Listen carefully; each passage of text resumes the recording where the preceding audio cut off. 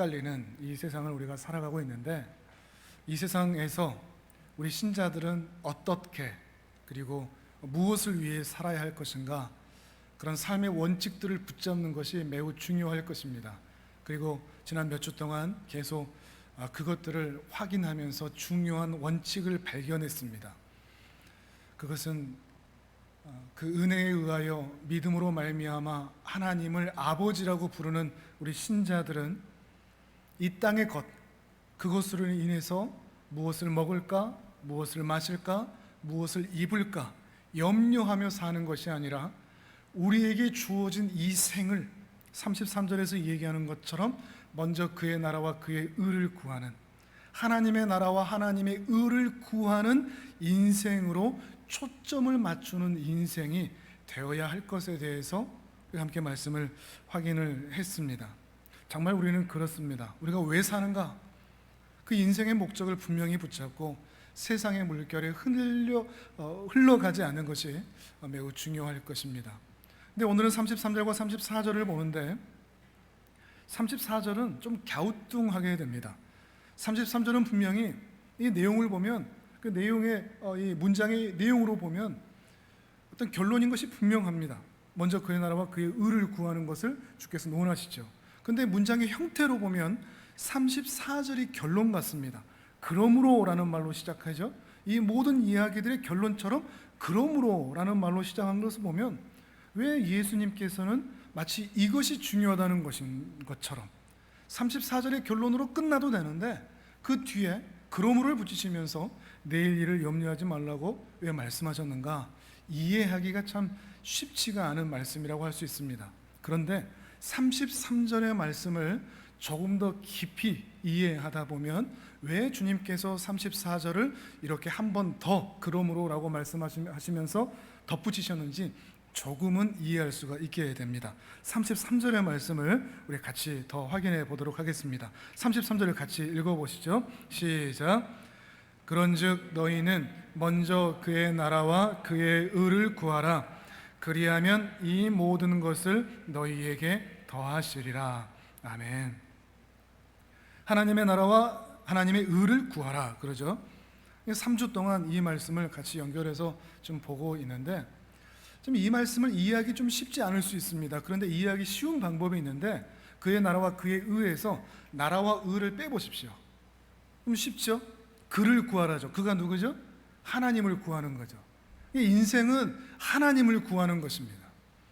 이 세상의 재물과 또 이 세상의 돈과 이 세상의 자기의 의를 쫓아가는 것이 아니라 하나님을 쫓아가는 인생, 그것을 주께서는 원하시는 것이며 그 하나님을 쫓아가는 것이 하나님의 나라를 바라보고 하나님의 의를 실현하고 재현하는 삶으로 나타난다는 것입니다. 조금 더 쉽게 말씀드리면 하나님의 나라와 하나님의 의를 구하는 것은 하나님이 어떤 분인지를 바르게 알고 그리고 그 하나님을 바르게 믿고, 근데 알고 믿는 것으로 끝나지 않고 그의 의를 실현하는, 재현해내는 삶으로까지 이어지는 것, 이것이 하나님의 나라와 하나님의 의를 구하는 인생이 되는 것입니다. 더 쉽게 얘기하면 믿음, 하나님에 대한 믿음과 하나님 백성으로서의 삶, 이것이 균형이 맞춰진다는 것입니다. 우리는 이게 한쪽으로 쏠릴 때가 많거든요. 알기만 하고 믿기만 하고 살기만 하는 것이 아니라 암과 믿음과 삶이 균형을 맞춰지는 그런 삶이어야 한다는 것입니다. 조금 더 자세히 좀 살펴보면 하나님의 나라라고 하면 당연히 하나님께서 다스리는 나라일 것입니다. 하나님께서 왕이신 나라죠. 하나님이 주인이신 나라입니다. 다만 주의할 것이 있는데 그 하나님이 왕이시고 주인이신 게 신자들이 입술로만 말하면 안 됩니다. 이런 표현은 좀 그렇지만 세상에 그런 표현이 있지 않습니까? 바지 사장, 명목만 사장인 거죠. 이름만 사장이라고 붙여주는 거죠. 우리 신자들이 이럴 때가 많습니다. 하나님을 왕이십니다, 하나님을 주인이십니다 말하는데 말만 합니다. 바지 사장님으로 만들어버립니다. 그 실제 내 삶의 주인은 납니다. 그러면서 말로는 하나님이 왕이시고 주인이시라고 얘기하는 것이죠. 그러니 하나님의 나라라는 것은 하나님 나라의 주인이 왕이시고 왕이 하나님이시고 그 하나님의 통치와 다스리심이 그의 사랑과 공의로 다스리는 그의 통치하심이 그 나라 그 백성들 전체에게 영향을 미치는 것, 통치의 영역까지 포함하는 것이 하나님의 나라가 되는 것입니다. 어떻게 그게 나타나느냐? 하나님의 의로움과 거룩함과 완전함이 그 나라의 규범과 법칙과 원리와 기준이 되어서 그 나라 백성들도 그 왕의 거룩하심과 의로우심과 완전하심을 똑같이 닮아 사는, 그래서 하나님의 거룩하심의 패턴과 백성들이 살아가는 패턴이 똑같은, 데칼코마니처럼 똑 닮은, 이게 하나님 나라이라는 것입니다. 하나님 따로 우리 따로가 아니고 하나님의 하나님 되심에 의하여서 그 나라의 기준이 분명히 세워지고 그 기준에 의하여서 백성들도 하나님의 패턴을 똑같이 닮은, 하나님의 성품을 그대로 닮은 복된 삶을 사는 것, 이것이 하나님의 나라를 사는 것이고 그 나라를 구하는 것입니다. 나도 하나님과 똑같이 살겠습니다. 내 삶의 패턴이 하나님과 똑같이 되기를 원합니다. 이게 하나님의 나라를 구하는 것입니다. 하나님의 그 다스림과 그 규칙과 그 규범을 따른다는 것은 이제 더 이상 세상의 규칙과 세상의 규범을 따르지 않고 인간의 도덕과 인간의 윤리와 인간의 양심에 의하여 살아가는 것이 아니라 하나님의 성품에 의하여 제정된 하나님 나라의 규칙과 규범과 그 법을 따르며 산다는 것을 의미하는 것입니다. 그러니까 우리가 흔히 양심을 얘기하는데 양심이라고 똑같은 양심이 아닙니다. 법이라고 똑같은 법이 아닌 것이죠. 신자의 양심과 세상 사람들이 흔히 말하는 양심이 같지 않습니다. 우리는 양심적으로 살자 얘기하지만 이것도 구별할 수 있어야 됩니다. 어찌됐든 세상 사람들이 말하는 양심은 비뚤어진 양심일 수밖에 없습니다. 이 세상에서 말하는 규범들, 법칙들, 양심들은 시대에 따라 달라지고 문화에 따라 달라지고 권력에 따라 달라지고 철학에 따라 달라지는 것들입니다. 그러나 하나님 나라의 규범과 법칙과 양심은 달라지지 않습니다. 왜냐하면 그 모든 규범과 법칙들이 하나님의 성품에 근거하고 있기 때문에 그렇습니다. 하나님은 영원하십니다. 변하지 않으십니다. 동일하십니다. 그러니 하나님 나라의 규범과 법칙은 영원히 한결같습니다. 그러나 세상 나라의 규범은 계속해서 바뀔 수밖에 없는 것이죠. 그러니 우리가 가지고 있다고 하는 이 양심이라고 하는 것도 세상에 물들여진, 세상 문화와 철학과 권력에 의하여서 만들어진 그런 양심을 우리가 말하는 것이 아니라 하나님의 성품으로 푹 적셔진 양심, 깨끗하고 선한 양심으로 산다고 할 때 우리는 하나님 앞에서 바른 양심으로 산다고 말하는 것입니다. 기준이 달라야 됩니다. 출발점이 달라야 됩니다. 앞쪽으로 조금만 더 넘겨보시면서 그걸 좀 확인해 보도록 하겠습니다. 마태복음 5장 43절 이하의 말씀입니다. 조금 이해하기 쉽지 않을 텐데 조금 더 쉽게 말씀드리면 마태복음 5장 43절에서 48절까지를 우리 같이 천천히 읽어보도록 하겠습니다. 함께 읽습니다. 시작. 또 내 이웃을 사랑하고 내 원수를 미워하라 하였다는 것을 너희가 들었으나 나는 너희에게 이르노니 너희 원수를 사랑하며 너희를 박해하는 자를 위하여 기도하라. 이같이 한즉 하늘에 계신 너희 아버지의 아들이 되리니 이는 하나님이 그 해를 악인과 선인에게 비추시며 비를 의로운 자와 불의한 자에게 내려주심이라. 너희가 너희를 사랑하는 자를 사랑하면 무슨 상이 있으리요? 세리도 이같이 아니하느냐? 또 너희가 너희 형제에게만 무난하면 남보다 더하는 것이 무엇이냐? 이방인들도 이같이 아니하느냐? 그러므로 하늘에 계신 너희 아버지의 온전하심과 같이 너희도 온전하라. 아멘. 48절의 이 말씀을 제가 조금 전에 그렇게 조금 어렵게 풀어서 말씀드렸던 것입니다. 우리가 왜 원수를 사랑해야 되죠? 왜 우리를 박해하는 자들을 그걸 용서해야 되죠? 심지어 그 원수들이 굶주리면 먹이기까지 해야 되죠? 신자가 원수를 사랑하고 그들을 먹이는 이유는 세상 사람들이 말하는 선행, 착함, 양심, 그 기준이 아닙니다. 사람들 다 그렇게 살아, 이 기준이 아닙니다. 하나님 아버지가 그리하시잖아. 그것 때문에 우리는 원수를 먹이는 겁니다. 하나님 아버지의 온전하심이 우리도 똑 닮아서 우리도 그 원수들을 먹이고 입히고 사랑하며 사는 것이죠. 이것이 우리의 출발점입니다. 우리가 왜 착하게 살죠? 왜 우리가 양심적으로 살려고 하죠? 왜 우리가 더욱 아름다운 모습으로 이 세상을 살아가려고 애를 쓰는 거죠? 세상 사람들 다 그렇게 사니까 그런 게 아니고, 법이 그러니까 그러는 게 아니고, 아버지가 그런 분이시기 때문에 우리도 그렇게 산다는 것입니다. 이 출발점이 중요합니다. 이 출발점을 그리고 지켜내야 합니다. 아버지에 따라 우리도 살아가는 것이죠. 그러니 신앙생활은 하나님을 닮아 사는 것이 되는 것입니다. 하나님을 닮아가는 것, 이것이 신자의 책임이자 요구가 되는 것이죠. 하나님과 신자의 관계는 계속해서 말씀을 드렸지만 숭배하고 숭배를 받는 신과 피조물의 관계를 훌쩍 뛰어넘어서서 그 신이 보여준 그 성품과 자비와 그 사랑을 그 신자가 살아가는 삶의 일상에서 재현하여 살고자 하는 소망을 가진 그런 신자의 삶으로 나타나는 것으로 하나님과 우리의 관계가 나타나게 됩니다. 이것이 신자의 삶의 유일한 소망이 되는 것이죠. 내 일상의 모습에서 어떻게 하면 하나님 아버지의 모습이 나타날까? 그 아름다우심이 드러날까? 그 탁월한 성품을 닮아서 내 모든 삶의 순간에 하나님의 아버지의 모습이 재현될 수 있을까? 이거를 꿈꾸고 이거를 갈망하는 것이 그의 나라와 그의 의를 구하는 것입니다. 선교를 나가고 순교를 하고 대단한 일을 해야 그의 나라와 그의 의를 구하는 것으로 끝나지 않고, 어떻게 하면 내 삶에 내 사랑하는 우리 아버지의 성품이 나타나고 재현되는 그런 삶을 살 수 있을까? 이거에 대한 소망을 갖는 것, 이것이 그의 나라와 그의 의를 구하는 것이라는 것입니다. 조금 더 구체적으로 이 아름다우심이 우리 삶에 어떻게 나타나는가? 5장 14절에서 16절도 우리 같이 읽어보도록 하겠습니다. 5장 14절에서 16절 같이 읽습니다. 시작.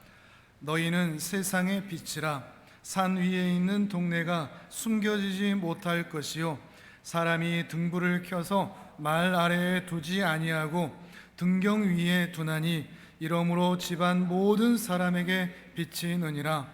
이같이 너희 빛이 사람 앞에 비치게 하여 그들로 너희 착한 행실을 보고 하늘에 계신 너희 아버지께 영광을 돌리게 하라. 아멘. 여기에서 너희 착한 행실을 사람들 앞에 보이라, 이런 말씀을 하죠. 착한 행실을 사람들 앞에 보인다는 것이 어떤 의미를 말할까요? 그리고 우리 기독교인들은 이 착한 행실을 사람들 앞에서 보여서 하나님께 영광이 된다는 것이 무엇이라고 생각을 할까요? 예수님의 말씀과 예수님이 말씀하신 착한 행실과 우리 기독교인들이 그동안 생각해온 하나님께 영광을 돌려오는 착한 행실이 굉장히 간격이 큽니다. 그리고 우리는 매우 좁게 이것을 봐왔습니다. 우리 기독교인들은 대부분 이 착한 행실, 하나님께 영광 돌려드리는 이 착한 행실을 뭐라고 생각해왔냐? 종교적인 행위로 국한시켜서 해왔습니다. 성경 잘 읽고 잘 알고 기도 많이 하고 금식도 하고 헌신도 하고 헌금도 하고 봉사도 하고, 이런 모습을 통해서 하나님께 영광을 돌려드리는 것이라 생각하며 살아왔다는 것이죠. 그러나 여기서 말하는 착한 행실이라는 것은 그저 종교적인 영역에서만 비춰지는 게 아니라 신자의 삶의 모든 영역을 가리킵니다. 이 신자의 삶 그 자체인 것이죠. 신자가 살아가는 삶의 모든 영역에서 하나님의 백성으로 거듭나지 않고는 결코 살아낼 수 없는 고급한 하나님 백성다움의 모습, 하나님의 성품을 재현해내는 삶을 살아내는 것, 그것이 바로 착한 행실, 선한 행실이라는 것입니다. 뭔가를 잘하냐 못하냐, 업적이 있냐, 그 차이가 아닙니다. 신자가 살아가는 모든 자리가, 그의 모든 삶이, 그의 모든 행실이 하나님께 영광 올려드리는 그런 삶을 살 수밖에 없다는 의미인 것입니다. 이런 의미에서 신앙생활을 우리가 다시 한번 생각해 볼 필요가 있습니다. 말씀드렸지만 이 신앙생활을 매우 좁게만 했습니다. 어디예요? 종교적인 행위예요.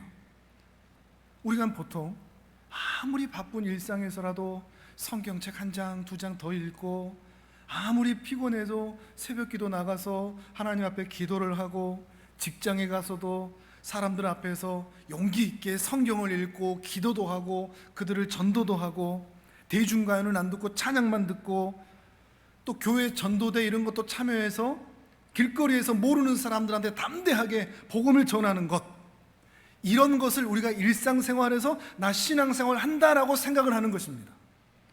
그렇지 않습니까? 여러분, 신앙생활 하는 게 뭡니까? 내가 일상만 그냥 대충 사는 게 아니고 내 삶의 현실에서 이런 종교적인 행위들을 해야 내가 신앙생활을 했다라고 만족한다는 것입니다. 그리고 아무리 바빠도 아무리 여유가 없어도 이것들을 잘 해내면 그 사람 신앙 좋다 그럽니다. 자기도 신앙 좋다고 그러는 거죠. 이걸 못하면 나 요즘 신앙 별로인 것 같아, 나 요즘 문제가 많은 것 같아 라고 생각하는 것이죠. 우리의 인식 안에 참 이런 얘기만 나오면 제가 너무 이렇게 막 소리가 질러집니다. 이해를 해주시고 어떻게 해서든지 좀 부드럽게 이야기하고 싶은데 이야기하지 않을 수가 없는 겁니다. 우리의 신앙이 자꾸만 이렇게 좁혀지고 종교적인 행위로만 우리의 시선이 자꾸 가고 그걸 인식하고 있기 때문입니다. 물론 이것도 신앙생활이기도 한데, 그러나 이게 전부가 아닙니다. 종교 행위에 초점을 맞추는 게 아니고 사람의 어떤 존재이냐에 초점을 맞춰야 됩니다. 무슨 얘기인가 하면, 이런 종교 행위를 아무리 많이 해도 내가 죄인이면 무슨 소용입니까? 내가 거듭나지 않았으면 이게 무슨 소용입니까? 가짜들도 얼마든지 이것들 흉내낼 수 있습니다. 성경 보고 기도하고 찬양하고 전도하고 가짜들도 얼마든지 할 수 있습니다. 그런데 이거에 대한 고민, 나 거듭났나? 나 하나님의 은혜로 구원함을 받아서 새로워진 존재가 맞나? 나 하나님의 아들 됐나? 이전의 삶과 이후의 삶이 완전히 다른 그 거듭남, 다시 태어난 것 같은 그 복된 변화의 은혜가 나한테 있나? 이런 고민 없이 나 성경 읽었어, 나 전도했어, 나 봉사했어, 이것만으로 나 신자야 라고 안심하고 있지는 않느냐 하는 것입니다. 악인의 자리에서 뭘 하든 악할 뿐입니다. 우리의 존재가 하나님 앞에서 새로워졌는가, 그것을 먼저 살펴보아야 한다는 것입니다. 우리 자신이 거듭난 신자이고 하나님의 자녀가 맞는가? 근데 이것들은 자꾸 확인하지 못하고, 이걸 점검해 보지도 못하고, 또 이걸 확인해 낼 수 있는 실력도 없다 보니까 자꾸만 우리의 관점은 종교적인 행위로만 우리의 시선이 가는 것입니다. 그것만 잘하면 된다는 거죠. 새벽기도 잘했냐, 금식을 자주 하냐, 이걸로 여러분의 신앙을 판단하지 마십시오. 잘했다고 계속해서 하고 있다고 내 신앙 좋다라고 자부하지 마십시오. 내가 그걸 못하고 있다고도 내가 그것 때문에 신앙이 안 좋다라고 말하지 마십시오. 물론 오해하시면 안 됩니다. 새벽기도가 필요 없다, 금식이 필요 없다, 이 얘기가 아닙니다.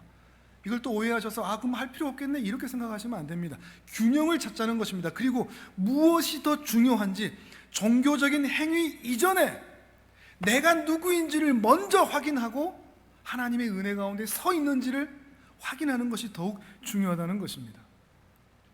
전도대 가서 이렇게 전도하시는 분들을 보면, 막 모르는 사람들에게 예수 천당 불신지옥 이렇게 선포하시는 분들을 보면 막 어깨가 올라가 있습니다. 나 이렇게 전도했다 이거죠. 얼마 전에 우리 한국교회에서도 그런 뉴스들이 있지 않았습니까? 제자훈련 한다고 하면서 인분을 먹이고 공동묘지에 가서 찬송을 하고 술집 앞에 가서 예수 천당 불신지옥을 외쳐야 신앙이 좋은 거다. 물론 그걸 아예 부정하지는 않겠으나 그게 믿음이 좋은, 그게 신앙생활인 것이 결코 아니라는 것입니다. 우리는 자꾸 그런 쪽으로만 신앙이 좋다 하는 것을 확인하려고 한다는 것입니다. 직장에서도 마찬가지입니다. 꼭 직장 가서 기도하고 성경 보고 그 사람들 전도하고 해야 신앙이 좋은 것인가요? 심지어 우리 하늘창고 사역도 마찬가지입니다. 우리가 이 하늘창고 사역을 하고 있지만 이 사역이 우리 교회가 참 교회라는 표지는 될 수 없습니다. 우리 교회보다 더 잘하고 훌륭한 일들을 하는 교회들 훨씬 더 많습니다. 근데 이것을 긍지 삼아서 우리 교회는 참교회야 라고 말할 수 없다는 것입니다. 광화문 그런 집회 같은 데 가서 그 차디찬 길바닥에서 예수 그리스도를 뭐 저쪽 하면서 막 소리치고 방언하고 수많은 사람들이 있는데도 부끄럽지도 않게 그렇게 하나님의 나라를 막 얘기하고 이 땅 이 족을 사랑합니다 이렇게 소리를 쳐야만, 그렇게 뒹굴어야만 믿음이 좋은 게 아니라는 것입니다. 근데 우리는 자꾸만 그런 쪽으로만 확인하려고 하는 것입니다. 광화문 집회에 나가 있는 그 사람들 참 불쌍한 게 그 사람들 피해자입니다. 목사들한테 그렇게만 배운 겁니다. 그래야 신앙이 좋다고. 어떤 공권력 앞에서도 어떤 자리에서도 예수 그리스도를 선포하고 믿음을 말하고 반동성애를 말하고 반이슬람을 말해야 신앙이 좋은 것이라고 그렇게 배워왔으니까 할 수 있는 게 그것밖에 없는 겁니다. 할 수 있는 게 그것밖에 없는 겁니다. 그 자리밖에 못 찾는 것입니다. 그러나 아무리 대단한 종교적인 행위를 하고 있고 숭고한 희생을 하고 자기 몸을 불사르게 내어줄지라도, 내가 가진 것을 다 내어줄지라도 그 사람에게 하나님의 그 아름다운 성품이 드러나지 않는다면, 그 하나님의 그 탁월하심이, 그 자비로우심이, 그 영광스러움이 나타나지 않는다면 그 사람의 모든 행위는 그 사람에게 아무것도 아닌 것이 됩니다. 아무 유익이 없을 수밖에 없는 것입니다. 광화문 집회에 나가 있는 그분들을 제가 인정할 수 없는 이유가 바로 거기에 있습니다. 그 거짓말 앞에서는, 그 과격함 앞에서는, 그 욕설들 앞에서는 하나님의 사랑이 느껴지지 않습니다. 아무리 진지해 보이고 대단해 보일지라도 하나님의 그 성품, 하나님 나라의 규칙과 규범이 되어 있는 하나님의 성품이 전혀 보이지를 않습니다. 그들만 욕할 건가요? 우리는 어떨까요? 내 삶의 규칙과 원칙이 그저 세상 양심, 세상 규칙입니까? 아니면 하나님의 성품이 내 삶의 기준이 되어 있느냐 하는 것입니다. 그러니 신앙생활 한다는 것은 거듭난 하나님의 자녀가 하나님의 성품을 꼭 닮아가면서 하나님께서 그리하시니 나도 그리하는 존재로서 변화되어 살아가는 신자의 모든 일상 전체를 가리키는 것이 된다는 것입니다. 우리가 그렇게 사는 것이죠. 우리 일상에서 말이죠. 어디에서요? 일상에서요. 가정에서요. 아내를 사랑하고 남편을 사랑하고 부모를 공경하고 자녀를 사랑함으로 대하고 그 가정 안에서 화목과 은혜가 가득한 것, 이게 신자의 신앙생활입니다. 찬송이 울려 퍼지고 가정 예배를 드려야 그 신자의 가정이 참 경건하다, 이게 아니고 그 가정 안에 하나님의 사랑과 하나님의 성품이 보인다면 그게 신자의 경건한 가정생활이 된다는 것입니다.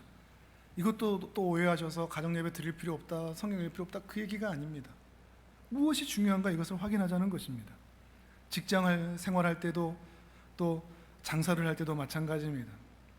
꼭 직장에서 찬송 부르고 성경 보고 그 사람들 전도하고 이렇게 해야 우리가 신자의 그런 신앙생활을 하고 있는 것이 아닙니다. 그들이 보는 가운데서도, 아니 그들이 안 보더라도 근면하고 성실하고 내가 맡은 책임을 다른 사람에게 떠넘기지 않고 탓하지 않고 갑질하지 않고 더러운 이익을 취하지 않고 억울하더라도 내 신자의 깨끗한 양심으로 그렇게 살아내는 것, 이게 신자가 살아야 할 직장생활, 우리의 삶의 모습이어야 한다는 것입니다.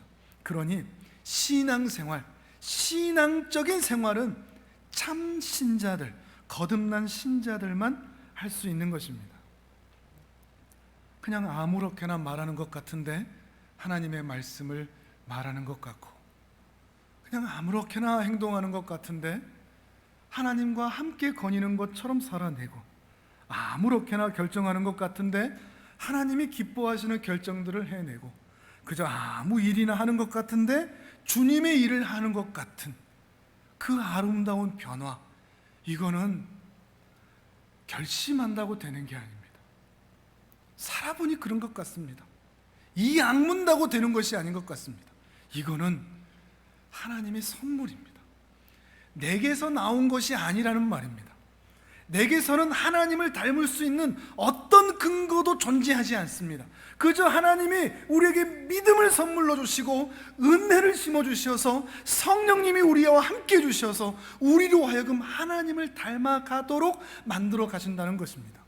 이게 선물이죠. 이게 기적이죠. 홍해의 기적보다, 만나의 기적보다 나도 알지 못하는 사이에 감히 내 안에서, 죄인된 내 안에서, 이 더러운 내 입술과 삶의 모습에서 성경에서 보던 그 예수님의 모습이 나에게 조금이라도 나타나는 걸 볼 때 그 기적인 겁니다. 아니, 내가 어떻게 이런 삶을, 내 안에서 어떻게 이런 말들이 나오는가, 어떻게 내가 이런 마음을 품을 수 있단 말인가. 이 기적이 어디 있겠습니까? 이 놀라운 선물이, 이것보다 큰 선물이 어디 있겠습니까? 하나님의 그 아름다운 성품을 조금이라도 공유하고 재현해낼 수 있다는 것이 얼마나 놀라운 기적이 아니겠습니까? 그런데도 여전히 성경 한 장 읽어야만, 기도해야만, 봉사해야만, 방언하고 헌신하고 해야만 신앙생활을 하고 있다고 생각한다면 참 가난한 신앙생활을 할 수밖에 없습니다. 그러면 늘 그 입술에서 부족해 이 말밖에 안 나옵니다. 기도가 부족해, 헌신이 부족해, 헌금이 부족해, 봉사가 부족해, 성경을 더 읽어야 돼, 이런 말밖에 안 나오는 것입니다. 그래서 더 열심히, 더 광화문에 나가서, 더 기도의 자리를 나가서 뒹굴고 방언하고 헌신하고 그래야만 내 신앙이 괜찮다고. 근데 그게 만족이 될까요? 절대 만족할 만한 신앙생활은 없거든요. 그러니 계속해서 그 행위에 집중해서 살아갈 수밖에 없는 가난한 신앙생활을 할 수밖에 없다는 것입니다. 다시, 신앙생활이 뭐라고요? 신자로 산다는 게 뭐라고요? 그 은혜에 의하여 믿음으로 말미암아 하나님의 자녀가 되어서 그 하나님 나라에 속한 신자가 그의 모든 일상생활, 그의 모든 시간, 그의 모든 자리에서 우리를 부르시고 거룩하게 하신 하나님의 성품을 자연스럽게 재현해내어 살아가는 그 삶의 모습을 신자의 신앙생활이라 말한다는 것입니다. 우리의 삶이 신앙생활인 것입니다. 잘하든 못하든 우리를 통해서 그 아름다운 성품이 나가게 하시니까 말이죠. 그리고 이렇게 사는 것을 간절히 소망하는 것을 하나님 나라와 하나님의 의를 구하며 사는 것이라 주께서 말씀하시는 것입니다. 이런 33절의 의미를 생각하고 이제 34절로 넘어갑니다. 34절은 왜 이렇게 붙여놓으셨겠습니까? 34절을, 6장 34절을 우리 같이 읽어보도록 하겠습니다. 함께 읽습니다. 시작. 내일 일을 위하여 염려하지 말라. 내일 일은 내일이 염려할 것이요 한날의 괴로움은 그날로 족하니라. 아멘. 제가 그러므로를 빼먹었네요. 그러므로 내일 일을 위하여 염려하지 마라. 어떤 의미겠습니까? 오늘 내가 살아가는 그 삶의 자리에서 하나님의 성품을 재현해내는 그 일을 하며 살아야 될 것인데, 내 일에 대한 염려와 걱정으로 핑계대지 말고, 그래서 내일로 다음으로 미루지 말고 오늘이라는 그 시간에, 지금 그 신자가 있는 그 자리에서 하나님의 성품을 재현하는 그 삶을 오늘 살아내라는 말씀인 것입니다. 왜 이 말씀을 덧붙이셨는지 이해를 하시겠죠? 오늘 살아내라, 밀어내지 말라. 우리가 이걸 얼마나 많이 써먹는 말입니까? 다음에 할게요. 다음에는 잘할게요. 제가 돈 좀 벌면 그때는 제가 신앙생활 잘할게요. 우리 자식들 제가 좀 다 키우면 그때는 할게요. 제가 정규직 때문에 할게요. 직급이 좀 올라가고 말단 좀 벗어나서 정규직 되고 직급 좀 올라가면 그때 할게요. 성공해서 할게요. 나중에 좀 병 좀 낫고 심리적으로 경제적으로 좀 안정이 되고 이 문제 이것만 좀 해결되면 제가 그때 신앙생활 할게요. 그러지 말라는 겁니다. 그러지 말라는 것입니다. 그런 신앙생활은 없다는 것입니다. 지금 현재 좋든지 죽겠든지 성공했든지 실패했든지 빛나는 삶이든지 감추어진 삶이든지 상황이 어떠하든지 네가 살아야 할 그 삶, 그 자리에서 오늘 바로 여기에서 Now and here 바로 여기에서 그렇게 살아다오. 이것이 주님의 당부라는 것입니다. 뒤로 미루지 말고 말이죠. 이 시장바닥 같은 이 세상 한복판에서 코로나로 인하여서 나라의 이 시끄러운 현상들로 인하여서 태풍과 홍수로 인하여서 내 살아가는 삶의 문제들로 인하여서 자꾸 뒤로 밀어내고 핑계대지 말고 오늘 그렇게 살라는 것입니다. 여러분이 힘들지 않다는 게 아닙니다. 얼마나 힘든지를 압니다. 근데 핑계는 대지 말자는 겁니다. 우리 다들 이렇게 말할 수밖에 없습니다. 돈이 없어요. 저 너무 힘들어요. 몸이 아파요. 괴로워요. 형편이 안 돼요. 자식들 이 모양이에요. 직장이 어떻게 될지 모르겠어요. 어떻게 살지를 모르겠어요. 이 얘기 우리 입술에서 나온다는 거 다 압니다. 그런데 주님이 말씀하시는 겁니다. 그렇다고 뒤로 내일에 대한 염려로 인하여서 뒤로 미루지 말고 오늘 우리가 살아야 할 삶을 살아다오 부탁하는 것입니다. 모두가 다 힘들죠. 주부들도 힘들죠. 아이들 뒤치다거리, 남편 뒤치다거리, 설거지하고 집 청소하고 그 반복되는 지긋지긋한 일상에서 어떻게 하나님 나라를 살죠? 어떻게 하나님의 그 성품을 닮은 자로 살죠? 그 상황에서 살라는 겁니다. 그 뒤치다거리 하면서 그 설거지 하면서도 그 가운데서도 남편에게, 가족에게, 자녀들에게, 이웃들에게 그 힘든 중에서도 그 지긋지긋한 그날이 그날 같은 그 날 가운데서도 하나님 백성다움의 삶을 살아내라는 것입니다. 어떤 큰 일을 해야만 이렇게 사는 게 아닙니다. 대단한 일을 해야만 하는 것이 아닙니다. 꼭 선교사로 나가야 되거나 꼭 광화문 집회를 나가야 되거나 비상하거나 순교를 해야만 이런 삶을 사는 것이 아니라는 것입니다.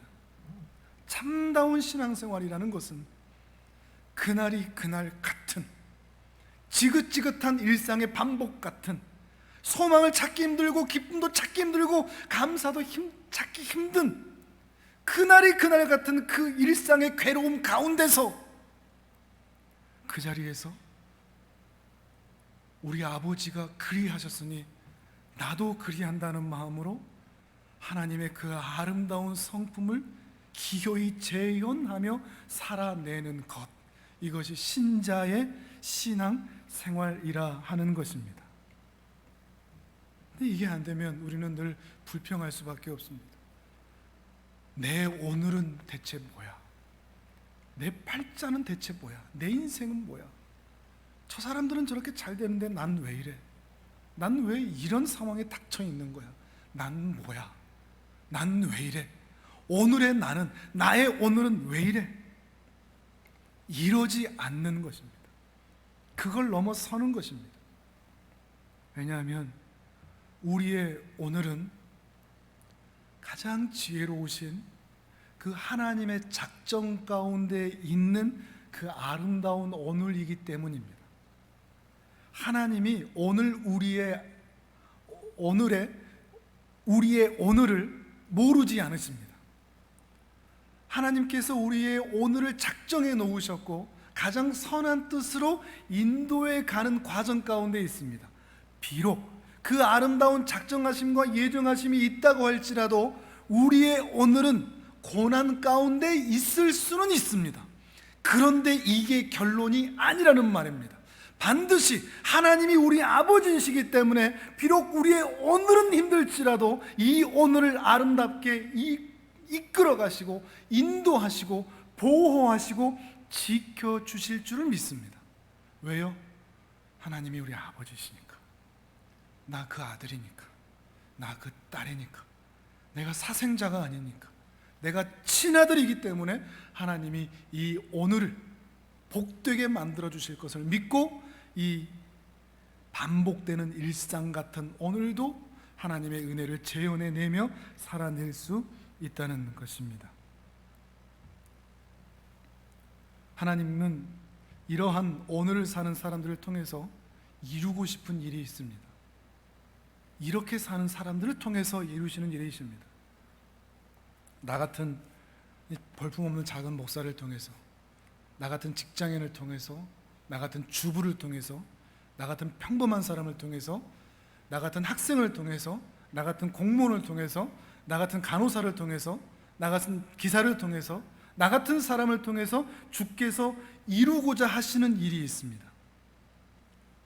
우리의 가족과 또 우리의 이웃들과 우리가 만나는 사람들이 우리를 통해서 재현되는 하나님의 사랑과 긍휼히 여김과 친절과 용서를 경험하면서 그들이 하나님을 알게 되고, 그들이 하나님을 믿게 되고, 그들이 하나님께 돌아오게 되고, 그래서 그들이 하나님의 사람이 되고, 그리하여 그들이 하나님께 복을 받는 일이 오늘을 그렇게 사는 사람들을 통해서 이루어지기를 기대하시는 것입니다. 이게 한 영혼을 구원하시는 하나님의 방법입니다. 전도하거나 교회 가자고 말하거나 기도하거나 잔소리를 하거나 하나의 방법일 뿐이지 그것이 원인이 될 수는 없습니다.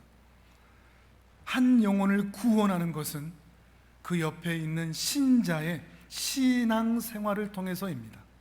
하나님의 성품을 드러내는 그 아름다운 신앙 생활을 통해서 그를 하나님 앞으로 이끌어 드릴 수 있다는 것입니다.